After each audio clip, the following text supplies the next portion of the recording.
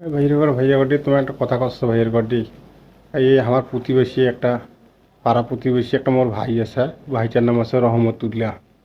এই ভাইটা একটা শ্রেণী ভালোবাসিছিল। সেই ভাইটা ওই শ্রেণীটা বিয়ে করে হয়েছে অন্য জায়গায় বিয়ে করছে।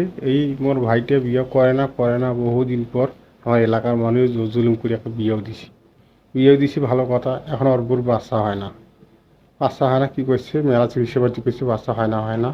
আর দুইজনই করছে কি নামাজ পড়ি ধরছি, নামাজ পড়ি আল্লাহর কাছে কান্দাকাটি করছে। পরে একটা ছ হয়েছে, তো বেটি ছ হয়েছে, ছটার নাম থুইছে টুম্পা। তা ভালো কথা, নাম থুইছে টুম্পা। এখন ভাবিটা নামাজ পড়ি সালাম ফিরাইবে না, সালামের ফিরিয়া কয় আসসালামু আলাইকুম টুম্পুয়ার বাপ, আসসালামু আলাইকুম টুম্পুয়ার বাপ। কেন কয় জানেন? ওর স্বামীর নাম আছে রহমতুল্লাহ। এই জন্য সালাম ফিরিয়া ওই ওর স্বামীর নাম কয় না, এই জন্য ওর বেটির নাম টুম্পা, এই জন্য কয় আসসালামু আলাইকুম টুম্পুয়ার বাপ, আসসালামু আলাইকুম টুম্পুয়ার বাপ।